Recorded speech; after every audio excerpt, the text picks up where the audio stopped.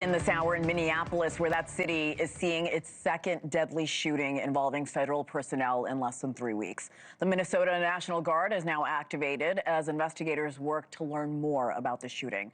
NewsNation's Mills Hayes is live in Minneapolis at a memorial site for the victim, Alex Pretti.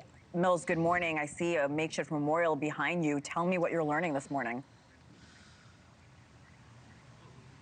Good morning, Hena. It's -9 degrees outside and freezing, and Minneapolis city workers as well as police are out here cleaning up the barricades put in place by demonstrators. The Minnesota National Guard out here as well, and we are standing in front of that memorial for Alex Pretti, who was killed right here just yesterday, and you can see candles and flowers and photos of Pretti all surrounding where he was shot and killed earlier today. Now I want to show you guys some video from the incident that took place, some of the video that shows the moments leading up to that shooting, where Pretti is seen with a cell phone in his hand and he's pushed back by a federal officer. And witnesses say about 15 ICE observers were on the scene recording agents at the time, as DHS says that they were conducting a targeted enforcement of an undocumented man wanted for domestic assault. And DHS says that the agent fired in self-defense after a man with a gun approached them and violently resisted when officers tried to disarm him. But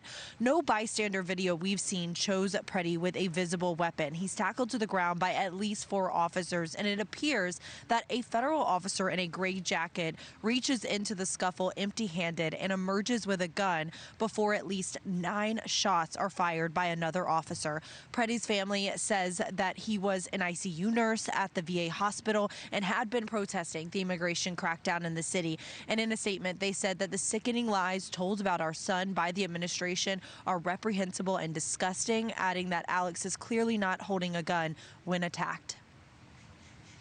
We had this discussion with him 2 weeks ago or so, that go ahead and protest, but do not engage, do not do anything stupid, basically. He wouldn't. And he said he knows that. He knew that. DHS is investigating this incident, but state investigators here in Minnesota are trying to conduct their own investigation. In fact, Hennepin County Attorney's Office as well as state investigators filed a lawsuit last night so that the evidence in this case could be preserved, and a judge did rule in their favor late last night. Hena? And Mills, you were on the ground just moments after that shooting. What did you see? What are people in the community telling you? Right. It was chaotic after that shooting took place. There were more than 100 demonstrators that came out, and there was clashes between federal officers and those protesters that were out here, people angry and upset. And we spoke with one man who heard about the shooting and came out. Take a listen.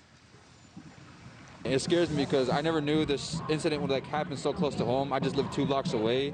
And I've got a coworker that actually lives right at the apartment, and he woke up to gunshots.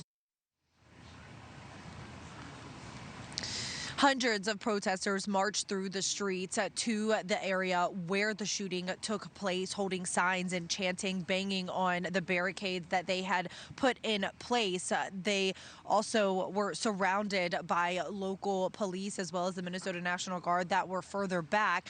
And right after the shooting, we saw that clash, as I mentioned. Tear gas, pepper spray, flashbangs all deployed. Local police responding in riot gear. And Minneapolis police do say that some protesters threw ice chunks and glass bottles at state and local officers, and DHS says that one person was arrested for biting off part of a federal officer's finger. Now, this entire area where we're at right now, very popular for restaurants. It's called Eat Street. A lot of these businesses were closed down yesterday because of the demonstrations that were happening, and a lot of them were actually out here handing out food and water and hand warmers to a lot of these protesters as well. So essentially a block shut down here.